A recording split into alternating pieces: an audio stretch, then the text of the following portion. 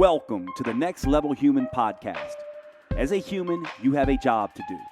In fact, you have 4 jobs: to earn and manage money, to attain and maintain health and fitness, to build and sustain personal relationships, to find meaning and make a difference. None of these jobs are taught in school, and that is what this podcast is designed to do: to educate us all on living our most fulfilled lives through the mastery of these 4 jobs.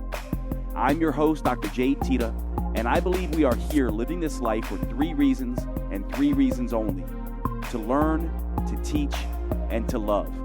In this podcast, I will be learning, teaching, and loving right along with you. I'm grateful to have your company. Here's to our next level.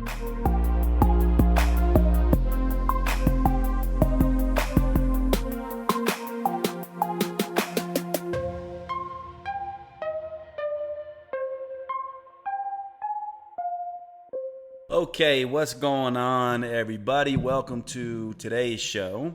Today, we're going to be talking about the pandemic and the thought processes around this.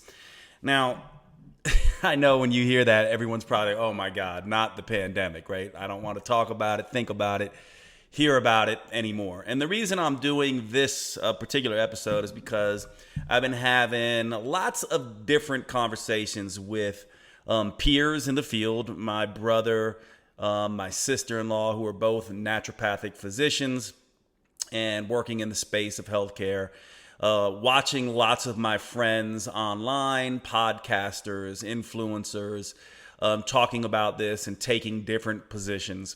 And my girlfriend and I have been talking an awful lot about this lately as well, in terms of what our orientations are to vaccines and health freedom and how to manage all of this.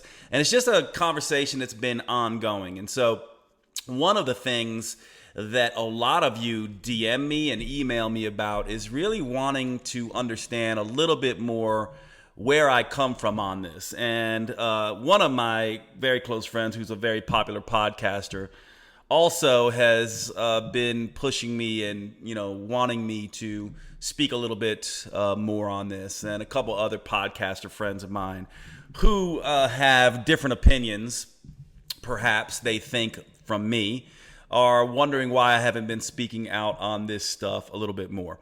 And of course I have. There are several episodes that I have done on the pandemic and on different things. And actually, I'm going to point you to some of these podcasts right now that I think would be good to follow along with this.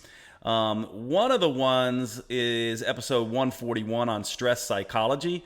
And that's really just about showing up in a way that is in alignment with your honor code, and also in alignment with the idea of being a next level human when we are under stress.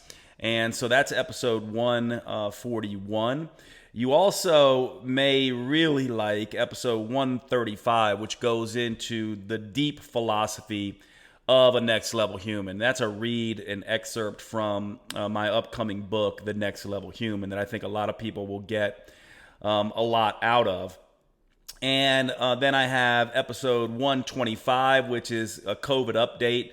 It's on the science, the vaccines, and a lot of the variants. And then probably the next couple, I did an episode on conspiracy theories way back. And I'm actually going to find that one as well, because I think it's just a really good one for all of us to kind of think about. Because right now we're dealing with a ton of issues around conspiracy and people, sort of wanting to know, what's going on and thinking that people are out to get us perhaps, and how do we deal with those kinds of things. And so conspiracy theories are definitely something that I think people need to understand, because conspiracy theories have certain elements to them that make them put them in a position where it is very difficult to prove. And we have to, I believe, as a next level human,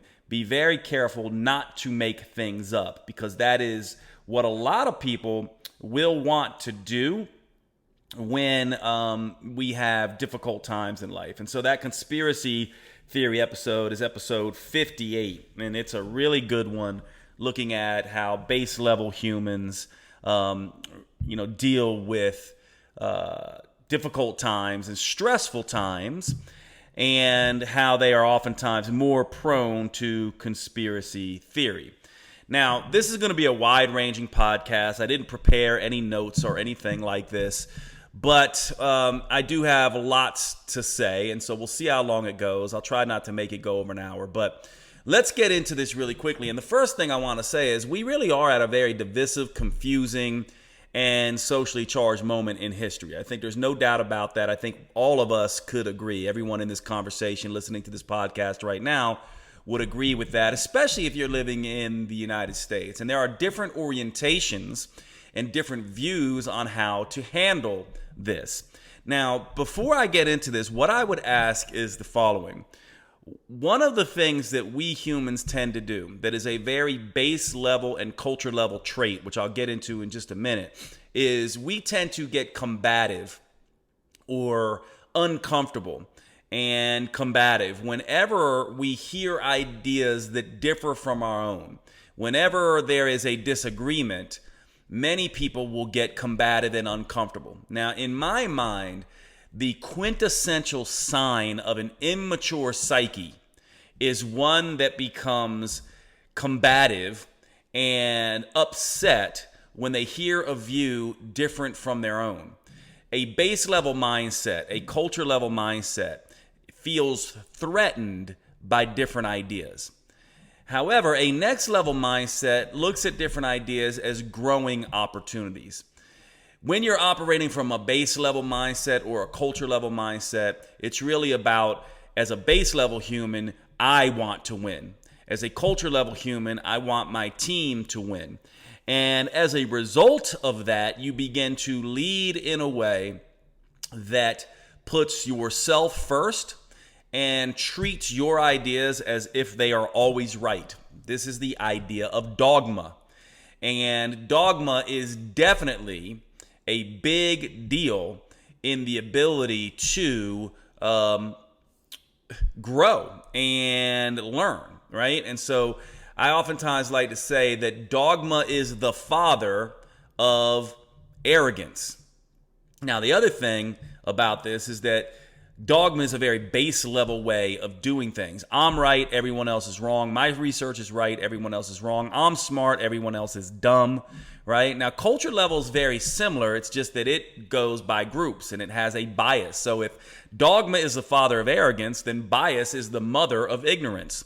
Whenever we have a strong bias towards a particular idea, we can't see past that idea, and we will only look at things that agree with that idea. So one of the ways you can spot this, by the way, is I have several people that I follow in the podcasting space, very popular podcast in the health world and fitness world.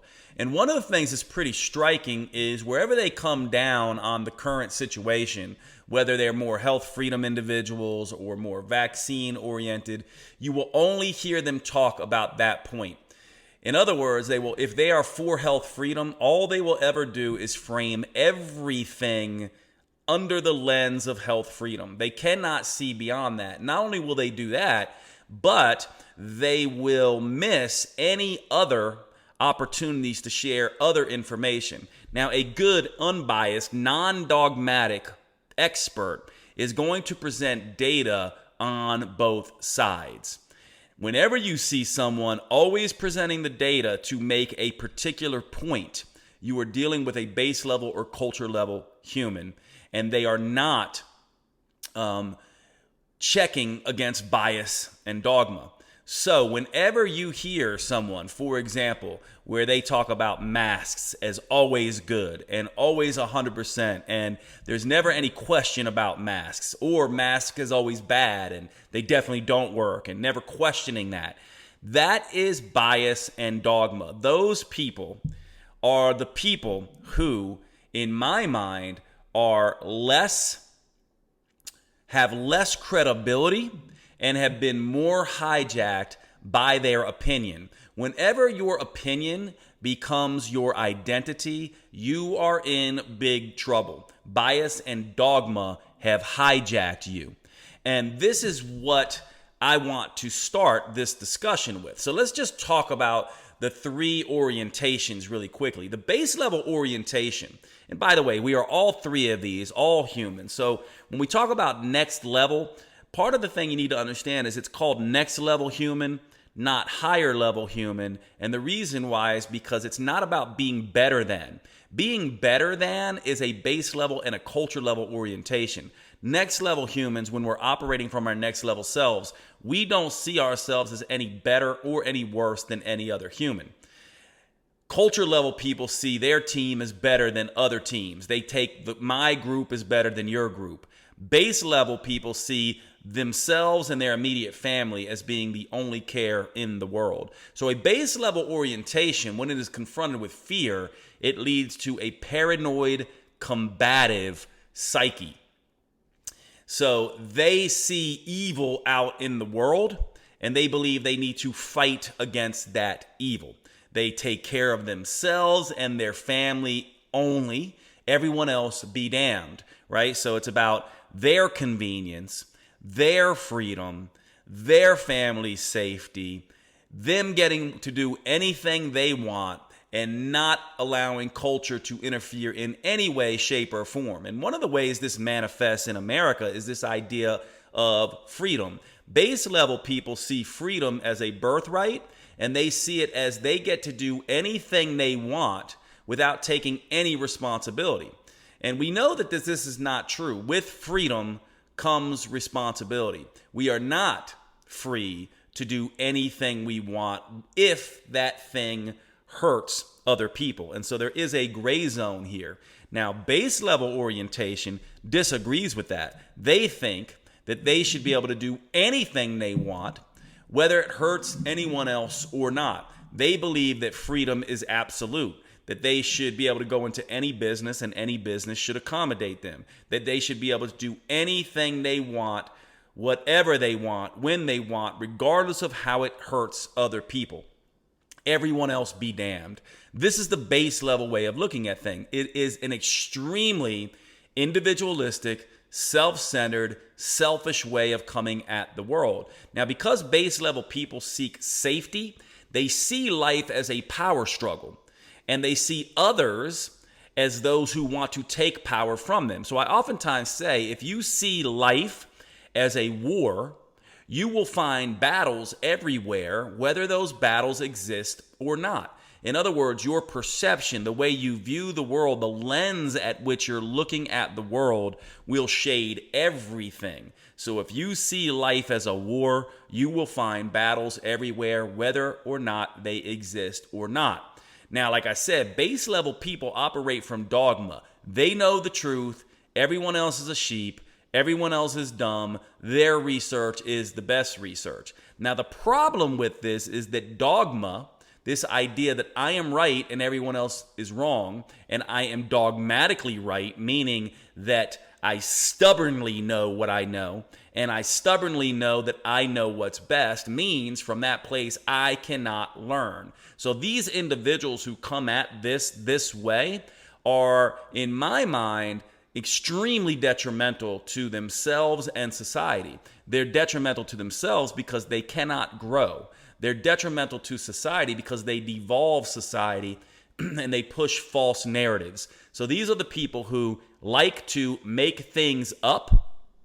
These are the people who see it as everyone out for themselves. They see it as an eye for an eye. It's all a power struggle. And they see nefarious actors and bad people everywhere. In fact, their natural way of looking at the world is that humans are generally flawed or bad, and that they need to do everything they can to protect themselves only and their family, and no one else matters. The goal for the base level person is to survive above all else and to kill or be killed.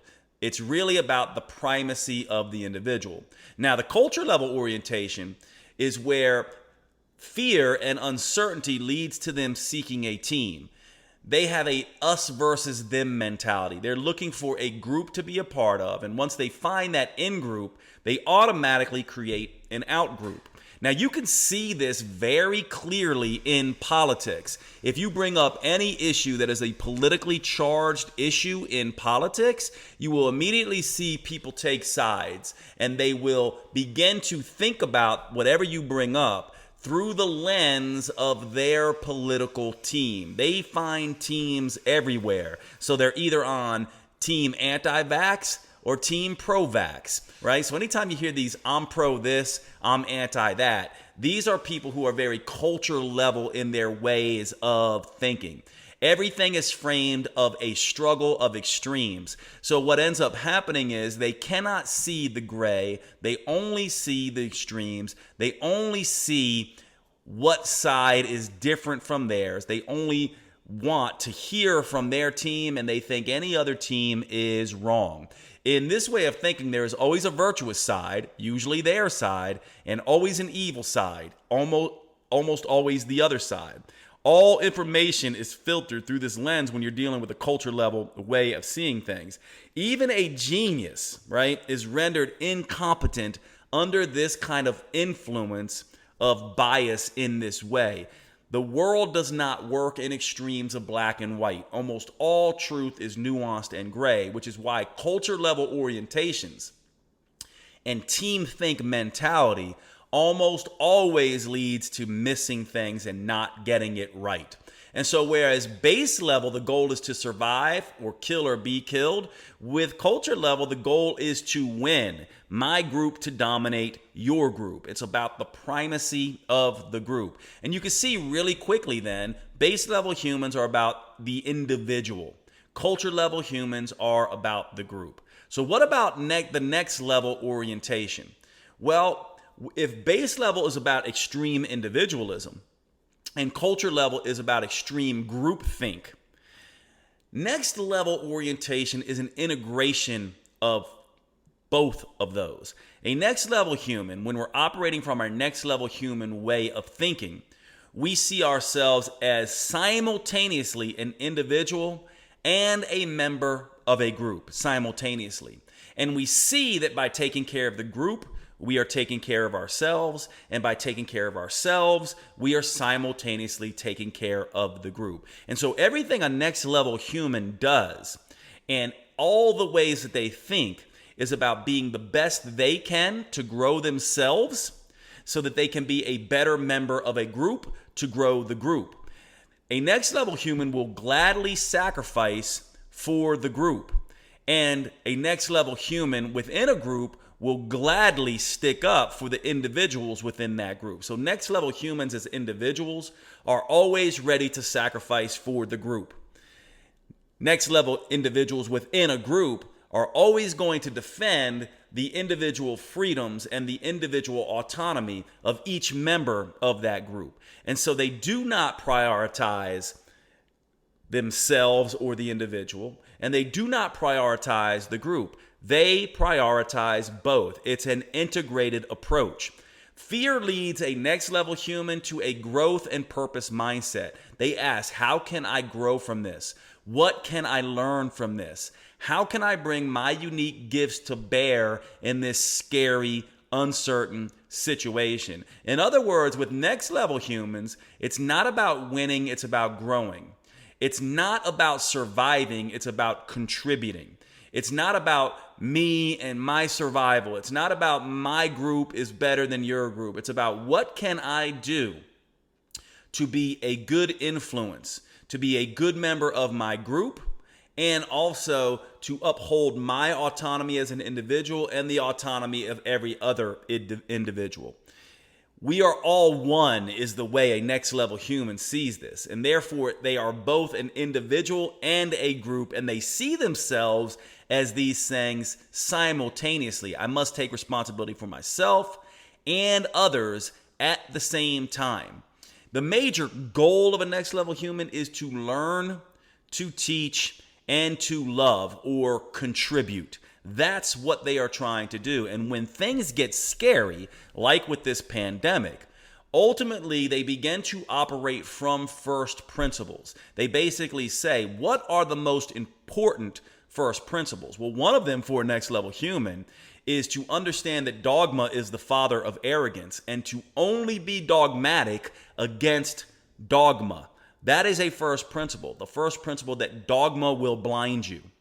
Another first principle is that bias is the mother of ignorance, that bias will trap you, and therefore you should only be biased against bias. Now, let's be clear, we are humans, so many of us will be dogmatic and arrogant, and many of us will be biased and ignorant. In fact, these are very difficult software programs of the human brain. However, a next level human knows that by setting themselves to be dogmatic against dogma and biased against bias, they begin to combat this. So they're using their natural software glitch of dogma and bias against dogma and bias. So these are first principles. So the first thing they do is they look everywhere in the world, especially in their behavior, and root out dogma within themselves and bias within themselves. And of course, the next key first principles for a next level human are truth and honesty. And truth and honesty are really, really important here, because when it comes to truth and honesty, almost always truth is an evolving understanding, right? We don't have the truth. For example, with this pandemic, I've been saying this all along, early on in the podcast that I've done. All of us are going to be very wrong about a lot of things in hindsight with this pandemic. And that's the nature of something like this. We don't know the truth right away. And so because of that, that's why dogma and bias are so destructive, because what it essentially says is, I know right now everything I need to know. When in reality, we don't know.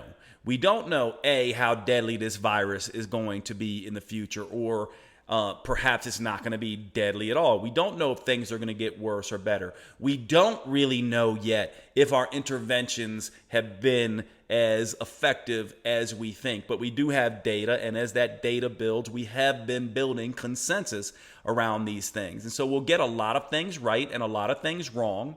But truth and honesty make us go, let's not make things up. Let's not pretend we know the truth of things just yet. And most importantly, let's not denigrate, dehumanize, and be divisive against people, individuals, or other groups who maybe don't see the same as we do. Because rest assured, some of those individuals and some of those groups are going to be right in places where we're wrong, and wrong in places where we're right. And remember, we have to understand, just because two humans agree does not mean either one of them are right. And just because two humans disagree does not mean that one of them is right and one of them is wrong, or that either of them are wrong. And we tend to miss this. This is a culture level way of thinking, right? Well, if we agree, then we assume we're right. No, agreement does not mean you're right. You could both be wrong. Or if we disagree, it means someone's right and someone's wrong. No, you could both be wrong. And so as a first principle, truth and honesty are incredibly important. And this brings me to conspiracy theory. Conspiracies are, by their definition, the belief that a nefarious group, a concentrated, organized group of individuals is out to get us in some way. Now, let's be clear. Are there nefarious people? Have there been incidences of organizations and governments and things like that doing nefarious things? Certainly, we can point to in history some of these things that we have found out. However, a next level human would approach this with caution and say, I'm going to leave open the possibility that there are nefarious actors and things going on that we don't know. But I'm also not going to talk about those things as if they are the truth, because I don't know. And by claiming that something is the truth that I don't know, we are being dishonest at best and immoral at worst. And so first principles of truth and honesty make it so that we have to go, listen, I am not someone who knows. I am going to reserve judgment, and I'm not going to pretend I know things I don't or point fingers at groups or individuals that I actually don't know their true intent. I'm going to allow the data to point me in the right direction, and I'm going to be okay with not knowing, and I'm going to be okay with perhaps never knowing, but I'm not going to assume and go out there in the world and tell people something that I don't know is true and pretend that it is true. This is the exact opposite. This is what a base level human would do to manipulate others. This is what a culture level human would do for their team to win. So again, honesty and integrity and truth are big first principles for a next level human. Okay, it's Dr. Jade, Teta here, just breaking in real quickly. It is time to talk about one of our sponsors, our earliest sponsor, Cured Nutrition. This is a CBD company. Cured Nutrition is another one of those next level human companies that is doing amazing things in the world. Let me tell you a little bit about one of the things I've been doing with CBD here recently. There is some really interesting research showing that chronic cannabis users, these are people who are smoking marijuana, are actually down-regulating the cannabinoid 1 receptor. Well, guess what the cannabinoid 1 receptor is involved in? Well, it's involved in cravings and hunger. And there is some really interesting mouse research that shows mice given products that lower CB1 or being engineered with a lower CB1 activity actually eat less and are not obese as a result of that. And so I have been experimenting using CBD to lower hunger, to down-regulate the CB1 receptor, just the way chronic cannabis users tend to be very thin. And it has been working very well. Now, of course, the other thing that I use this for and have used it for since day one is Cured Nutrition has a product called Zen that is a mix of magnesium and CBD and some other really nice formulations in there that I use to help me sleep. I have notoriously bad sleep. My sleep still is not perfect, but the Cured Nutrition product Zen has made a big difference to helping me sleep better. And that is just huge. Now, of course, they have other products. They also have a product called Rise, which I do not use, but I have used in the past. It is great for those people who like to have a pick-me-up in the morning to focus better. So Zen and Rise are fantastic, but any of their CBD products used for downregulation of the CB1 receptor to help with hunger and cravings, if you're one of these people who is constantly overeating and on a diet, you find that, hey, when I'm on a diet, I get this crazy sort of hunger and cravings. This may be something you want to check out. So check out curednutrition.com, use the code NEXTLEVEL. I get a kickback to help us have these discussions on the show. It's a great way for me to be able to do this work. So thank you for Cured Nutrition for that. Of course, Cured Nutrition gets the sale, and you get to work with a fantastic company that gets results with their supplements. I hope you will check them out. curednutrition.com. Use the code NEXTLEVEL. I wanted to take a second to cover one of our sponsors and tell you all about Paleo Valley at paleovalley.com. These are the grass-fed sticks that I tell you all so much about that all of my friends know I have on hand constantly. They are in my car. They are at my house. I keep them at my sister's home and my parents' house. I have these things everywhere because they are the simplest, most convenient whole foods protein supplement you can get. Almost like carrying around pure protein, low-carb protein in your pocket. They also, these Paleo Valley beef sticks, are the only 100% grass-fed and grass-finished beef sticks on the market. They use organic spices. They are naturally fermented instead of using nitrates and nitrites that can be a problem in some of these cured meats, and they simply taste fantastic. Check out the original or the jalapeno. Those are my favorites. Please make sure you go over to paleovalley.com and visit. When checking out, use the code NEXTLEVEL for a 15% discount. Remember, our sponsors keep the show going by you giving them your patronage and spending your money on these high quality products, you actually do a few things. One, you're helping to support the podcast. And two, you are helping your health. And three, you are making sure that good quality companies like Paleo Valley can be out there doing their business, changing the world, making the earth better. One of the things you may not know about this is that grass-fed organic and grass-finished beef is doing something that is so utterly important for our environment, actually helping to repopulate the topsoil. A lot of people don't know this, but our topsoil is being extremely depleted, and raising animals, especially cattle, the correct way helps to get that topsoil back. This is one of the reasons why I love Paleo Valley. Not to mention it tastes fantastic, but they're one of these companies, like my other sponsors, Cured Nutrition and Organifi, that are doing the right things by the environment. I really appreciate everything they do, and I hope you will check them out. Thanks so much. PaleoValley.com. Use the code NEXTLEVEL. And now back to the show. Kindness and generosity always is too, the law of charity. Rather than assuming, like a base level human would, that all humans are generally bad and that anyone in power is out to get us and anyone with money is an evil human, a next level human goes, let me assume that most humans are good, including those in power and with money, and that I will reserve my judgment and give them the law of charity until I can prove that they are actually doing nefarious things. And so I wanted to go through that first, just to give you an orientation of where I am coming from. Now, obviously, we are all three of these.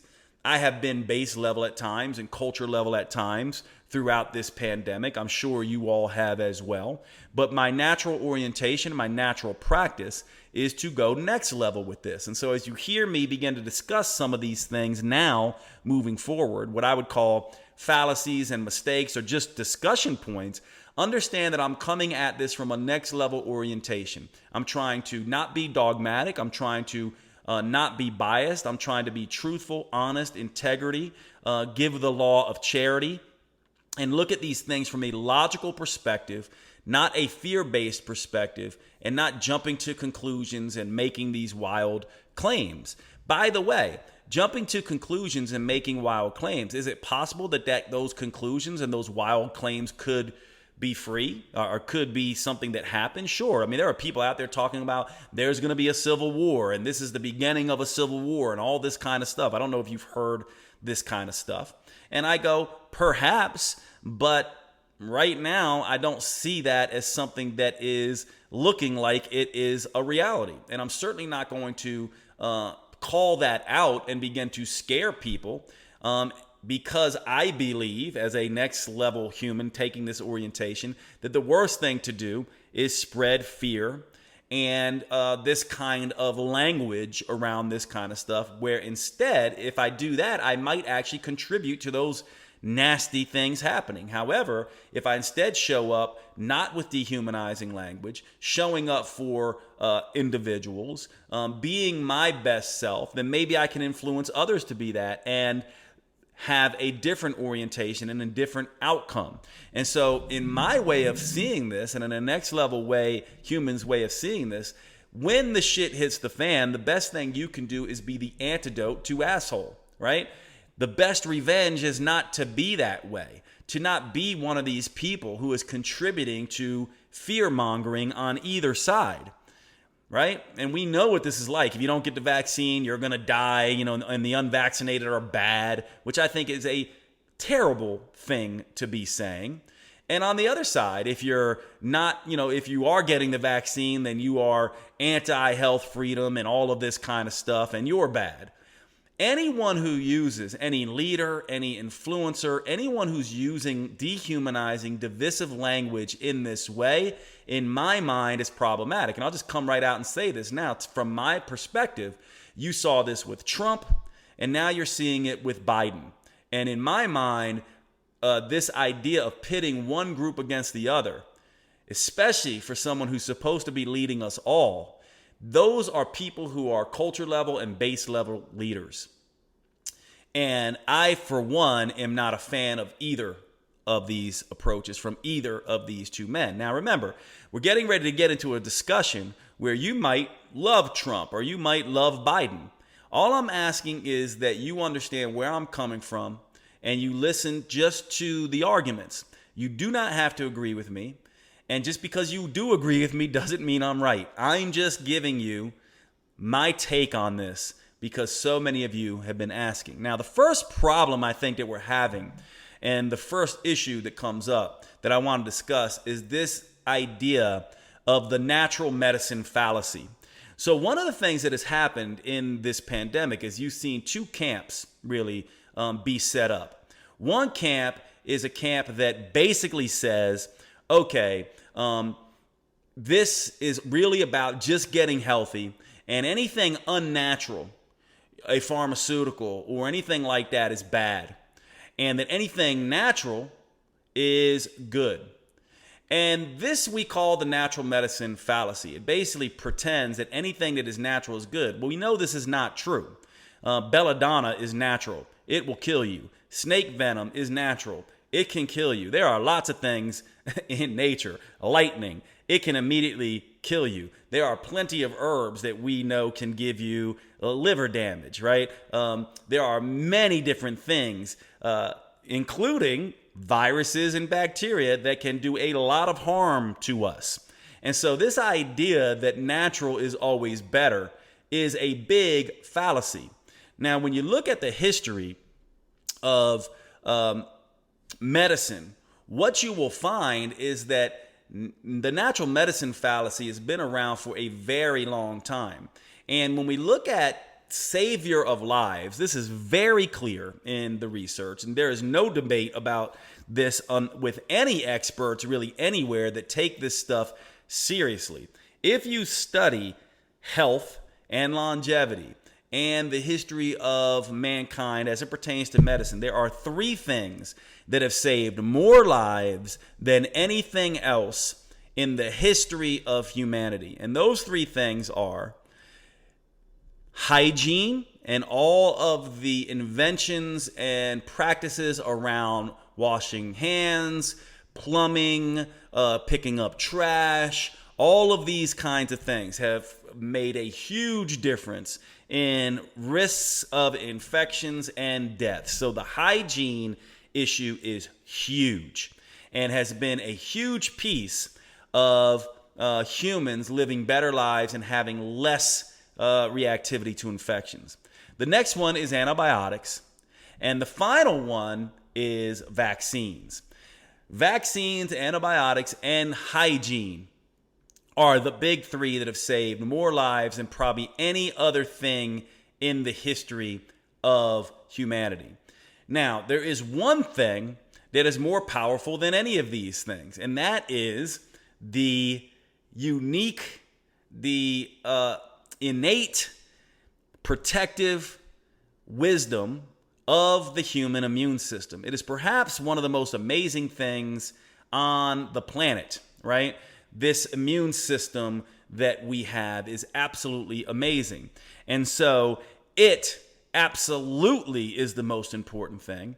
And just like many people have said, it bothers me to no end that our government, our health services, all the people at the level of public health rarely, if ever, talk about the things that we can do to strengthen our immune systems, to get healthy, and to make sure that we are protected. This is perhaps the best individual protection that we can have, and it also protects other individuals as well, other humans as well. So it protects the group, and it protects us as individuals. Now, when the pandemic first started, Metabolic Living and I launched an immunity challenge, a workout and diet program that we did for free that has been going on now for near on 2 years.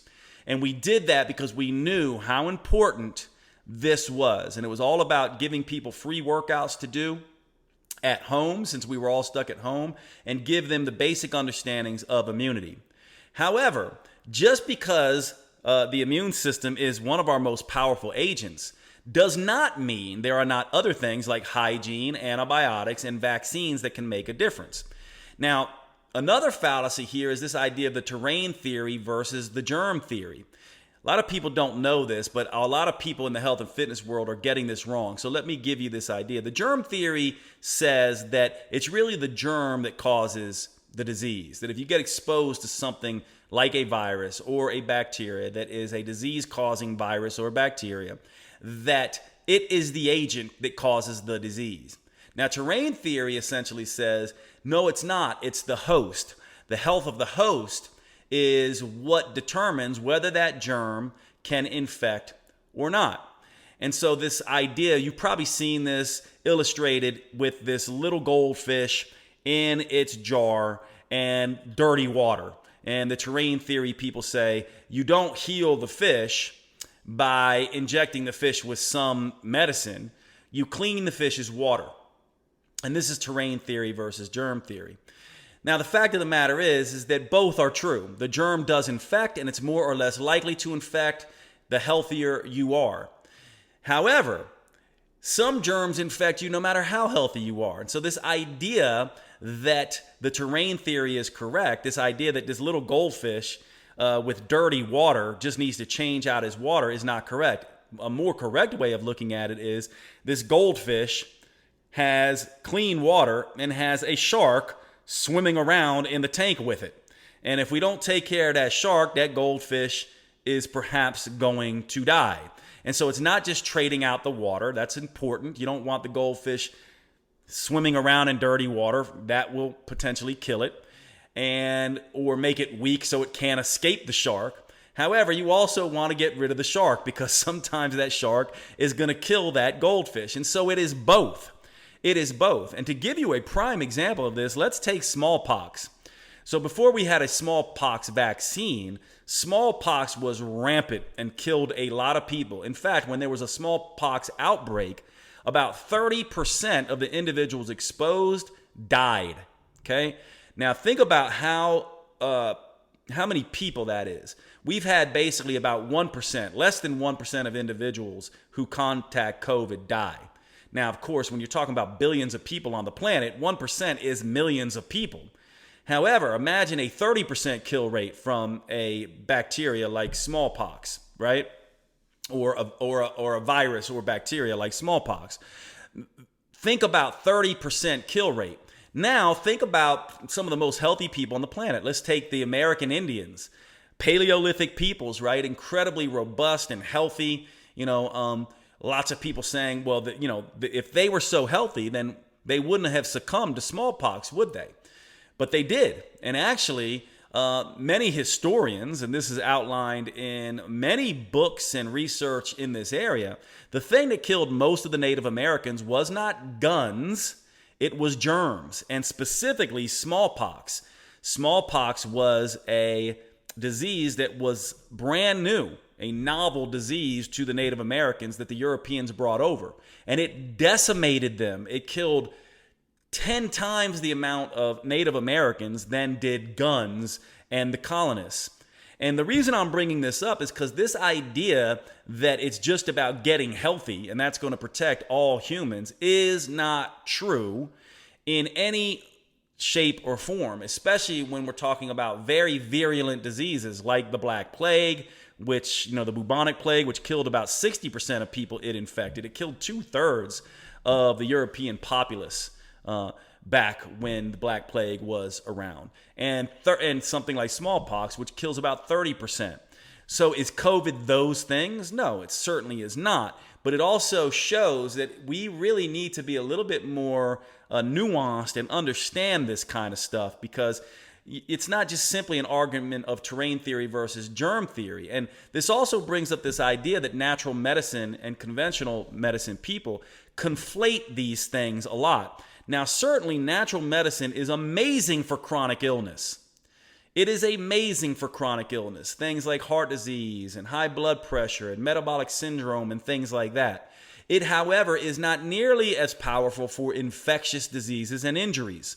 If you get a bad infectious disease and an injury, natural medicine isn't as powerful. And so one of the reasons this gets conflated is because people go, natural medicine is good for chronic disease, so it must suck for, or it must also be great for infectious and inflammatory diseases.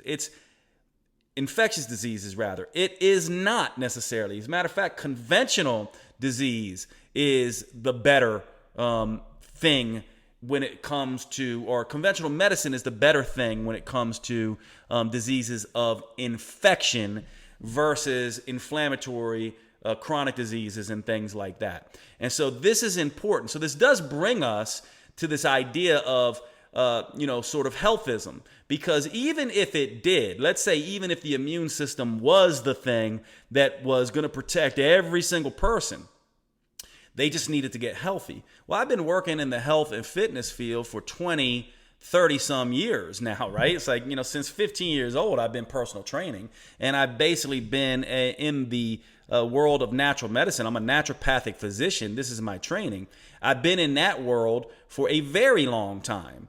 And so from that perspective, I can tell you that it works incredibly well for chronic diseases, but infectious disease, telling someone to get healthy, you know how long it would take someone who's metabolic syndrome or extremely overweight to get healthy?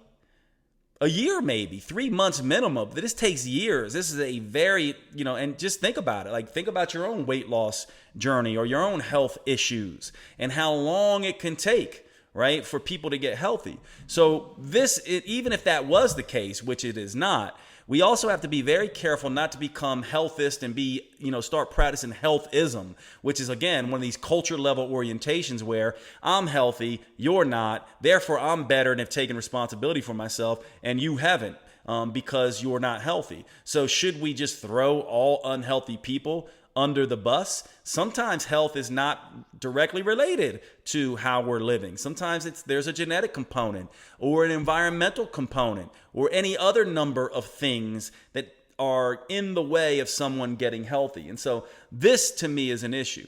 Now, the final thing I'll say here is my stance on vaccines. And again, I am a naturopathic physician. So part of the thing that I understand very clearly is that the pharmaceutical industry, I don't see it as a conspiracy theory or nefarious intent. I see it as unintended consequences. Whenever you monetize and make medicine a profit-oriented thing, you start to have unintended consequences. You start to have greed subconsciously making its way into the decisions of the pharmaceutical industry, the lobbyists who essentially are lobbying for the pharmaceutical industry for to senators and congressmen and people like that. And so it's unintended consequences, but we are right to be skeptical of these individuals and these organizations. And we are right to question the fact that they are wanting vaccines for everything, right? And so, this idea, I have been not anti-vaccine from the science perspective, but I certainly have been critical of the amount of vaccines that we give in our culture. Not because I think they're necessarily dangerous, but because of the fact that I think they are not necessary for most conditions with healthy people, especially when those conditions kill at very low rates, like 0.00000%. Right? Like the flu vaccine the flu kills an awful lot of people every year. And I would not recommend everyone get a flu vaccine except for those who are immunocompromised or at high risk, right? But with COVID, it's different. The kill rate and infectious rate is much higher. And I do trust the vaccine science. And here's another thing on expertise. I am in this space. I studied biochemistry and microbiology as degrees in undergrad. I then went to medical school. I understand this. However, I am not a virologist or immunologist, meaning that while I have the background, the people who really do this, who are really experts in this space, spend their entire lives studying this stuff. And so even someone like me who has a pretty nuanced, educated experience in the world of immunology and virology and infectious disease, I have a medical degree, I would never call myself an expert in virology or immunology. Not even close. Now think about it. Most people don't even have the medical degree or the biochemistry degree or the microbiology degree.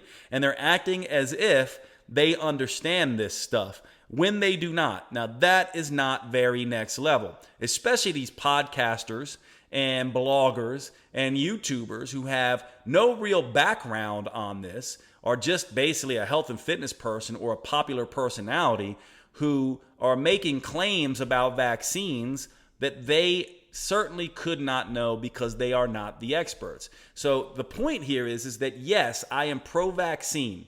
Yes, I am pro-COVID vaccines, meaning that I understand the science. I am even more so now given seeing the protection from serious illness with vaccines. And by the way, this idea with vaccines, people are, with VAERS and, they say, oh, this vaccine is killing people and all of these kinds of things. One of the things that's really interesting about vaccines, and one of the reasons I am a fan of vaccines in general, because it's one of the most natural medicines that you could take. Unlike a antibiotic, which kills the bacteria that it's targeting, plus kills a lot of good bacteria in your gut, a vaccine is not killing anything. A vaccine is teaching your immune system to kill the thing. So it's not a suppressive medicine. In fact, the way I look at vaccines is they are adaptogens for the immune system. They essentially help the immune system do its job better. And so it's really interesting from my perspective that especially a lot of natural medicine people don't see that vaccines from a natural medicine perspective. Vaccines are not forcing the body to do something like an anti-inflammatory suppressing the body's natural inflammation, or an antibiotic killing bacteria, the good and the bad. Vaccines are very targeted, and it teaches your immune system, hey, here's what a potential offending agent might look like that can harm you. Go ahead and make antibodies for it so you're ready for it. So it uses and helps the immune system do this. Now, the best way to understand vaccines is just like airbags and seatbelts. In very rare cases, an airbag can kill you. A seatbelt can kill you in very rare cases. However, it saves people the vast majority of the time. For example, if you go off a bridge into water and you can't get your seatbelt out quick, you're going to drown, and the seatbelt could be the cause of that. Or if an airbag goes off and hits you in the wrong way, it could kill you. These things happen very, very rarely. But yes, vaccines can kill. Most of these are through anaphylactic reactions and things like this. But they can kill. They kill at a level that is less than the risk of getting struck by lightning. The risks are very low. Even if we take the VAERS reporting and say, okay, 4,000 people have died. By the way, if you understand VAERS, you'll understand that anyone can report anything to the vaccine adverse events group. And anyone can do this.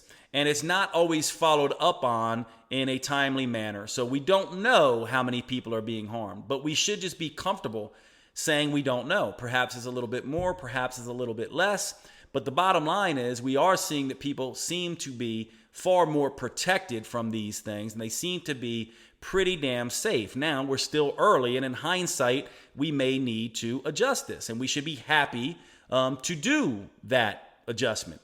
Now, so from my perspective, I am pro-vaccine in that regard. However, there's another side to this, and that's this idea of health freedom. Should we, as humans, give our government permission to take our own bodily autonomy and say, you must do this thing?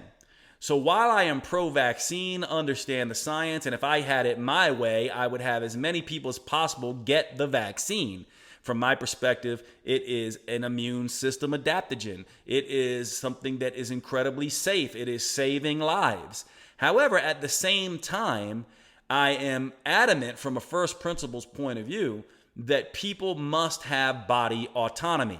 We cannot have the government step in my mind, and dictate to humans what they can and can't do, especially when this particular virus is not that deadly. Now, it is killing a lot of people, but it's not smallpox or the bubonic plague. It's not 30% and 60% kill rates. In fact, if it was 30% or 60% kill rates, no one would be arguing about getting a vaccine. Almost everyone would get a vaccine because we would all know 2, 3, 4, 5, a handful of people who have died from this already. And everyone would be getting the vaccine because they would see the vaccine.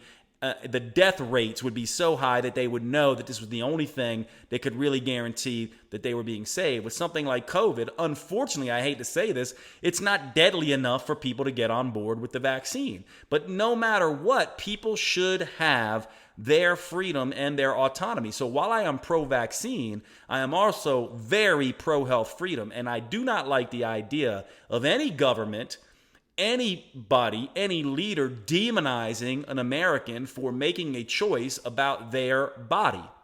However, remember what freedom of choice does. With every choice you make, there are consequences. And so, because of the legal ramifications and the health ramifications of any business, like an airline, let's say, or a restaurant, because there are legal ramifications and health ramifications for their customers, I am very for the fact that private businesses should be the ones, especially in a situation like this where there's a lot of gray zone, that it should not be the government putting down mandates, that each business should say, we will either force you to show us proof of vaccine, or we want testing, or whatever. In the same way that a business might say, you can't come in here without shirt and shoes, many businesses may want to say you can't come in here without a mask, and then people can choose whether they want to go to that business or not. But the idea in my mind of the government stepping in and saying we are going to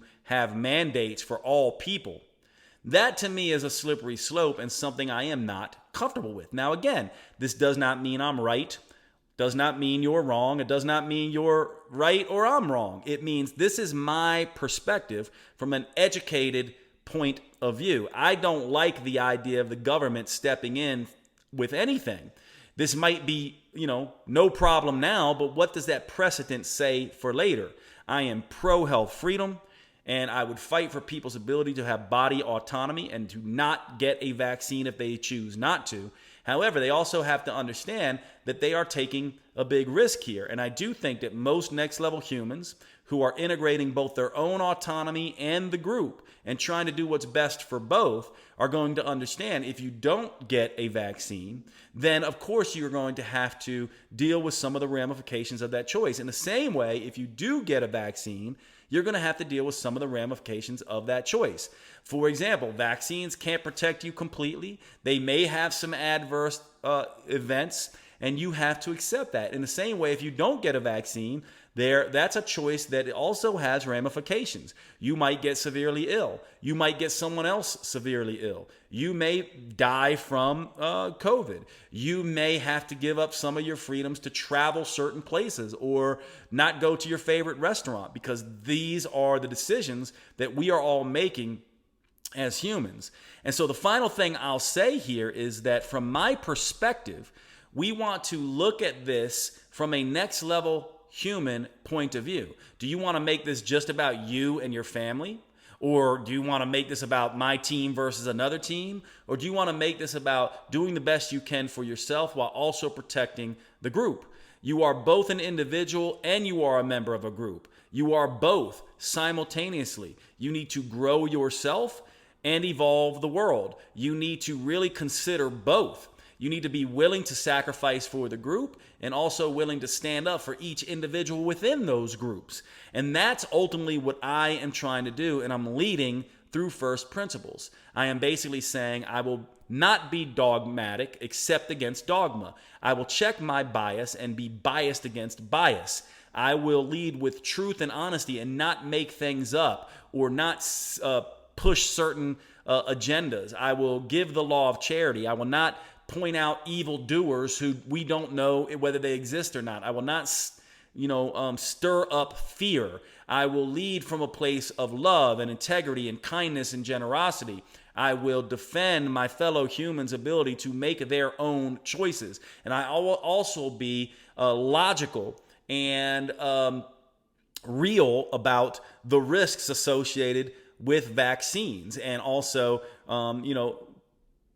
tell my opinion that I think we absolutely all should be getting vaccines. They are safe and they are saving lives. However, I also think that people who don't want to get them should not be forced. This is an American principle of freedom. And especially now, if we're dealing with the bubonic plague or smallpox, like I said before, I would be happy to amend that stance. But hopefully this gives you a little bit of an idea of how I think about this and where I think the next level human orientation falls on this, and where I think a lot of people are going wrong. Let's stop the healthisms. Let's really realize that, with freedom comes responsibility. Let's understand that sometimes there are unintended consequences, and that conspiracy theories are not a good thing to be spreading, not because they may not be true, but because we don't know yet, and we should reserve judgment rather than stirring up fear. Terrain theory and germ theory is not a really great way to be looking at this. This is a germ, and so it's a little bit of both. It's not just simply trading out the water and living a healthy life. It's about doing both, right? It's about protecting against the vaccine or the virus with the vaccine, and it's about also being healthy and doing everything you can for your immune system. And yes, it's a problem that we are not talking about health and how to get healthy. That is your best defense. It is very important. And of course, I think that you can be pro-vaccine and pro-health freedom. It is a very culture level way of looking at it to think that, because one side tends to be in the American political system, one side tends to be pro-freedom, anti-vaccine, and the other side seems to be pro-vaccine and anti-freedom. Well, what we need, in my mind, is more people who are coming from a place of not culture level think, but next level think, and people who can be pro-vaccine and pro-health freedom, which is what I am in this situation. So I'm going to end here. Thanks so much for hanging out on the podcast today. I hope this gives you a little bit of background on where I'm coming from in this. And also, I hope it gives you some things to think about. I would love to get your feedback on this. Please DM me, support@jadeteta.com. You can send an email. I would love to hear any points or counterpoints, things that you liked, that you thought were interesting points that I brought up, things that you would counter, anything, so that we can have a friendly, charitable debate. I would love to hear from you. All right, I hope you guys are good, and I will see you at the next podcast.